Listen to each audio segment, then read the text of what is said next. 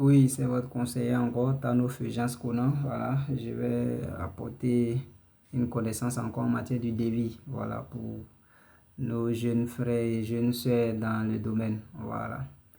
Je tiens à préciser que ce n'est pas pour les faux ingénieurs qui sont sur le méta. Voilà, parce qu'on a tout remarqué ça. Tu fais une vidéo, tu publies, voilà, faux ingénieurs, ils ont mis sur les pages ingénieur en temps, c'est ils ne comprennent même pas l'anglais, ils vont s'exprimer forcément en anglais, alors qu'à vrai dire, c'est des gens même qui n'ont même pas eu le BTS. Bon, ben, bref, voilà. Je vais donner quelques détails concernant deux types de devis, vous voyez un peu. Parce que récemment, il y a quelqu'un qui a eu à me poser la question, parce qu'à l'école, souvent, c'est un peu confus. Quand on apprend des trucs, des matières, à la sortie, souvent, on est un peu mélangé, on ne sait pas qu'est-ce qu'il faut prendre pour appliquer, ou on sait appliquer, mais où est-ce qu'il faut appliquer à l'entreprise, c'est un peu compliqué, vous voyez un peu.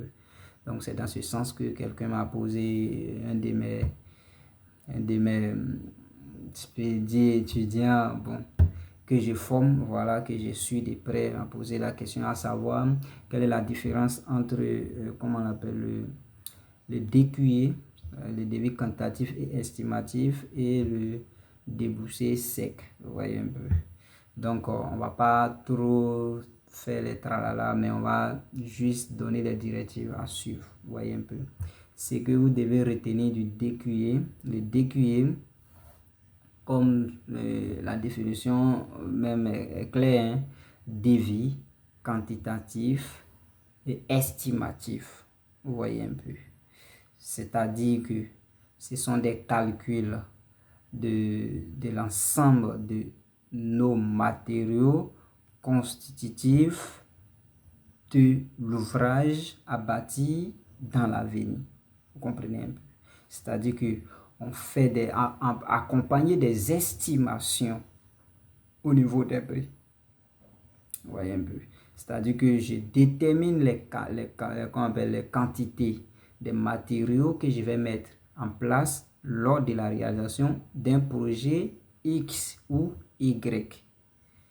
Il y a monsieur Kwasi, il y a monsieur X qui m'a donné son projet de R+2, ou bien qui m'a donné son projet de qu'on appelle 2 chambres-salon, ou qui m'a donné son projet d'un duplex, voilà, qui me demande de faire un DQM.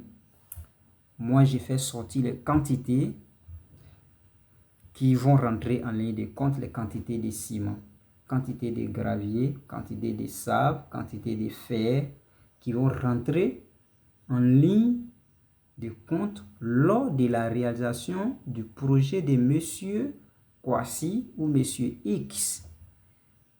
Vous comprenez un peu? Voilà. Maintenant, lors des estimations, on va faire une estimation qui va comporter en même temps, si c'est toi qu'on t'apporte le projet, c'est-à-dire que je fais l'estimation y compris la main d'œuvre. Vous comprenez un peu?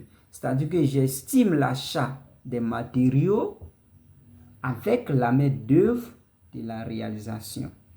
Donc, quand vous êtes à l'entreprise, qu'on vous demande de faire un DQE, on vous demande de déterminer, de calculer avec les formules, toutes les formules réunies que vous avez appris, voilà, de déterminer les quantités des matériaux qui vont rentrer dans la construction du dit plan qu'on vous a donné. C'est-à-dire le plan qu'on vous a donné, on vous demande de déterminer les quantités des matériaux, les différents matériaux tels que sable, ciment, gravier, acier et autres.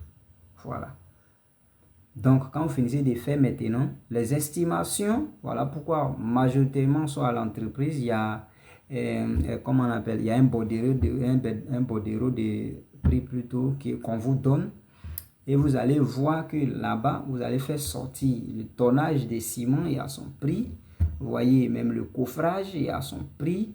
Vous voyez un peu, il y a, comment on appelle, en tout cas tout ce qui va rentrer dans la construction, c'est-à-dire que la réalisation et le coût coût d'achat plus, comment on appelle, la main-d'œuvre est dedans.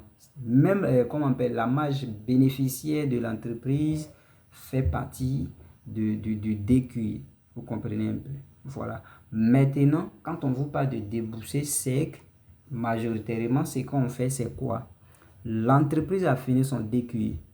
L'entreprise a eu peut-être, par la grâce de Dieu, le marché. L'entreprise veut rentrer dans la réalisation maintenant de son marché. L'entreprise veut savoir maintenant, ok, avec tout ce que nous avons fait, les mains-d'œuvre, prix d'achat et autres, et si nous mettons ça de côté, et que moi je vais aller maintenant, c'est-à-dire que l'entreprise veut réaliser, vous voyez un peu, en camouflant maintenant son, comment on appelle, sa marge bénéficiaire, c'est-à-dire que la marge bénéficiaire, on ne calcule plus. On veut faire sortir les quantités réelles à mettre en place. Vous voyez un peu. Parce que dans les DQE, il faut dire que parfois, il y a comment on appelle, il y a des rajouts de part et d'autre parce que lors de la réalisation du marché, il peut y avoir des modifications en route qu'on dira peut-être que ici, il y a un débord, on coupe ici et on va comment on appelle, remplir ce côté. Vous voyez un peu, de telle sorte qu'il n'y ait pas pète. Parce que s'il y a pète sur le chantier peut être abandonné. Alors que si le chantier est abandonné, vous voyez, il y a trop de soucis, il y a trop de trucs, vous revenez en arrière. Peut-être parfois même, on essaie même de retoucher encore le DQI parce que le DQI a été mal fait. Donc, quand on veut faire les trucs dans la prévision, dans l'estimation, on pense à toutes ces choses. Même dans l'estimation des quantités, on pense à un certain truc avant de faire comment on appelle le DQE. Vous voyez un peu. Maintenant, le débouché, c'est que l'entrepreneur veut savoir maintenant pour réaliser à vrai dire là. Quand j'enlève la marge bénéficiaire, qu'est-ce que je vais mettre réellement, de manière sec, de manière directe, qu'est-ce que je vais mettre réellement dans, comment on appelle, dans mon projet actuellement. C'est ce que l'entrepreneur veut savoir, c'est ce que l'entreprise veut savoir. Donc là, c'est les quantités maintenant, vous les faites sortir, que j'ai besoin de temps pour ma réalisation. Il y avait des telles tonnes de ciment pour ma réalisation, peut-être des telles tonnes de gravier pour ma réalisation. Lui, il applique les prix d'achat maintenant. Parce que là, c'est quelques rares fois que l'entrepreneur va te dire toi-même d'appliquer les prix. Non, c'est quelques rares fois parce que c'est à lui de négocier avec ses fournisseurs. Donc, quand tu vas lui donner maintenant les quantités réelles qu'on va mettre en pratique, vous voyez un peu, lui maintenant, il part maintenant vers ses fournisseurs et les fournisseurs vont lui donner les prix. Il va renseigner maintenant dans côté prix. Il saura combien qu'il faut décaisser pour la réalisation de son projet tout entier. Vous voyez un peu. Donc, c'est un peu ça. Il y a plusieurs explications, mais c'est l'explication la plus simple que je peux donner à mes petits frères pour qu'ils puissent vraiment se retrouver quand il y a ces gens de comment on appelle, ils croisent ces gens de cas. Voilà, merci vraiment. On est toujours ensemble. S'il y a des trucs, vous pouvez toujours poser des questions. On continue comme ça. Dieu nous garde.